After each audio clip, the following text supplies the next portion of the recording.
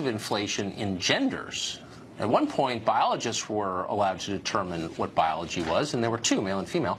Now there's agender, bigender, two-spirit, hydra. We could go on forever, literally forever, because the core orthodoxy is that there are infinite genders, but not everyone agrees. Some people believe in science at their peril, it turns out. Lake Engel is one of them. He's a student at Indiana University of Pennsylvania.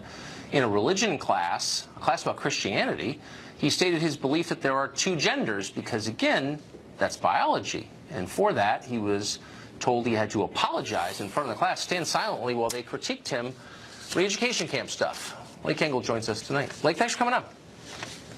Thanks for having me, Tucker. So I don't know if I was mischaracterizing that. You had this professor called Allison Downey who was so threatened because you disagreed with her that she tried to get you to sign some form apologizing for your unorthodox, non-allowed thoughts, and then what happened? Right, yeah, she asked that I would sign a document complying with her asking me to apologize to the class as well as giving her a written apology. She asked that I would stand in front of the class in silence as I apologized, and then they would give any comments on my outbursts. Did she say what specifically she was so offended by? She didn't like the fact that I disagreed with the subject being pushed in class being more than one gender, male privilege, systemic sexism, and mansplaining. Is mansplaining a measurable thing? I mean, is it a like species of social science studying mansplaining? What is mansplaining anyway? Do you know? Did you learn? I'm not sure. I think it's any time a man speaks, really. Huh. And so no, it isn't measurable. What did you, right, I mean, it's a species of dumbness, really. So, but what did you, it's propaganda, what did you say about gender that made her so mad, specifically? Well, I first referenced entities like The Economist who have debunked the myth of the 77 cents on the dollar wage gap.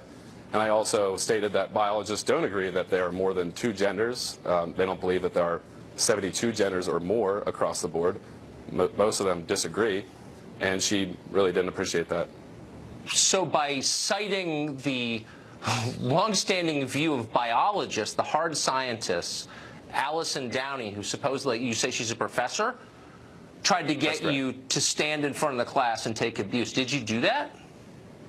No, I didn't. I was supposed to, but she really didn't give me a chance. I was given 10 days to comply, but the day after she asked this of me, she decided to push it on through to the university's provost office to then hold a hearing, which would decide whether or not it could be allowed in class, period.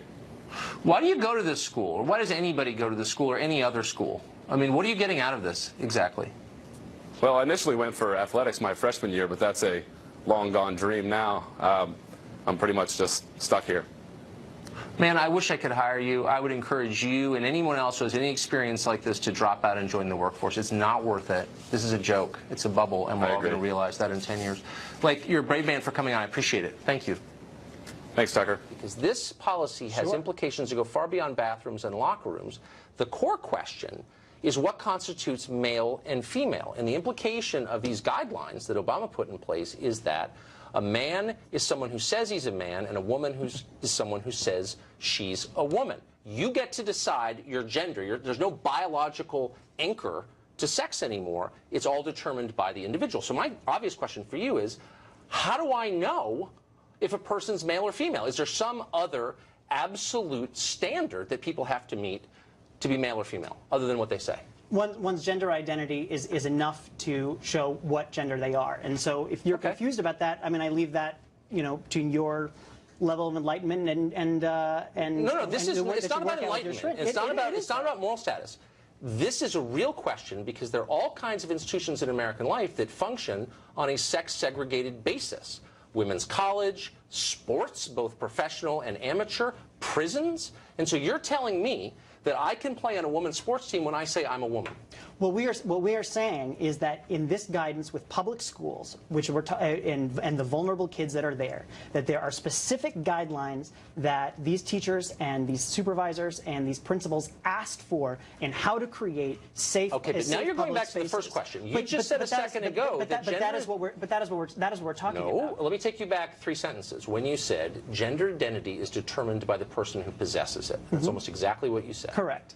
And I'm saying there are massive implications of this that everyone is either too dumb or too embarrassed to explore, but let's do so now. If your sex is what you say it is, then what prevents me from playing on a women's field hockey team? What prevents me from getting convicted of a felony and demanding to go to a women's prison? And it's a real question. It's not a real question. Why is it not a real question? It's not a real question because it is pretty absurd, and there are no other examples. Because why? Because there are no examples of this. What do you mean?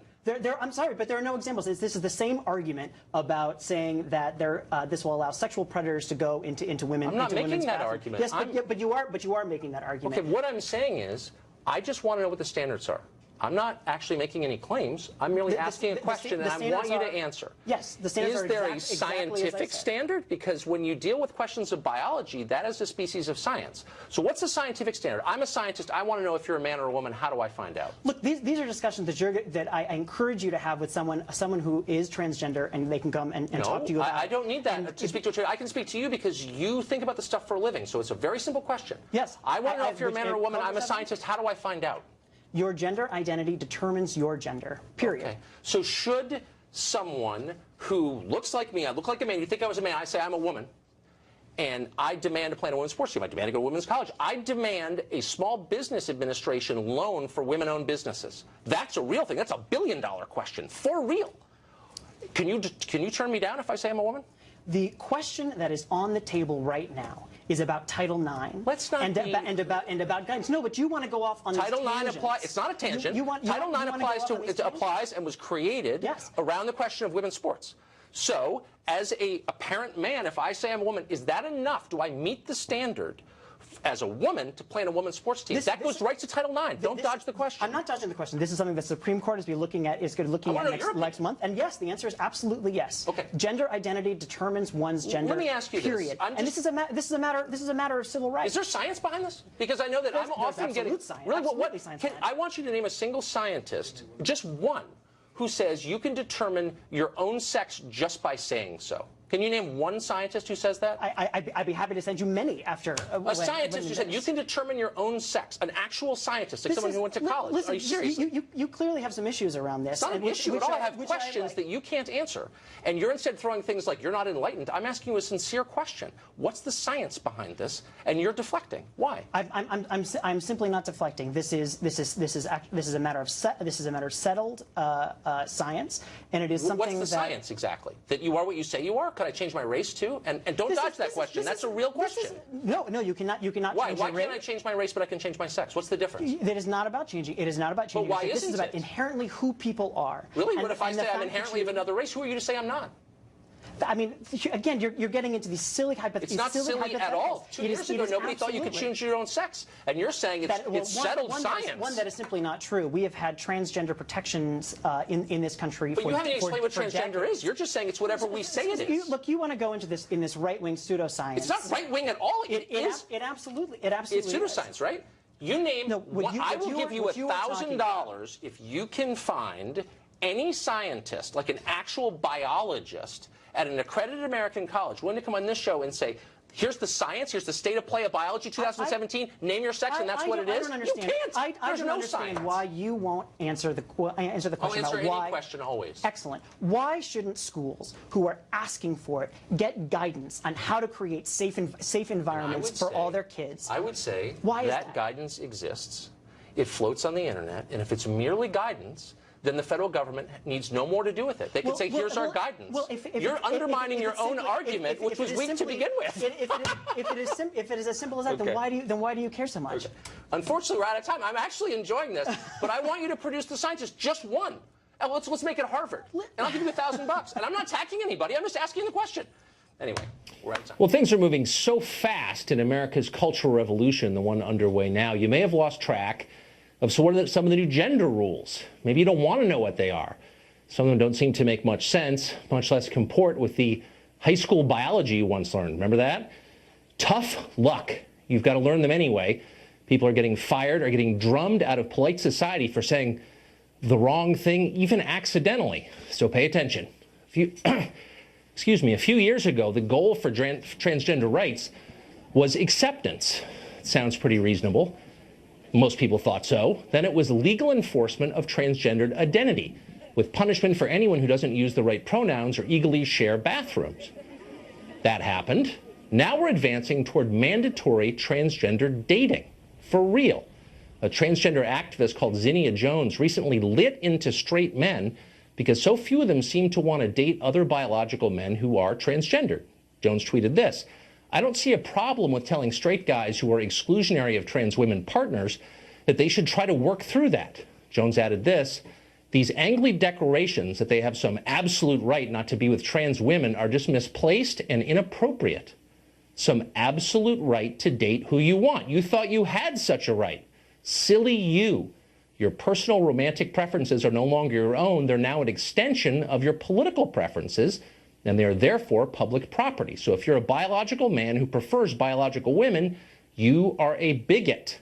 Now laugh if you want, but like virtually everything that seems too absurd or too ugly or totalitarian to be real, it'll almost inevitably become a mainstream cause for the left at some point. And then what? Why wouldn't dating websites, for example, compel men to date one biological male for every 5 biological females? Why wouldn't Facebook and Twitter ban users for the hate think of preferring the opposite sex? Good question. If nobody stands up to complain,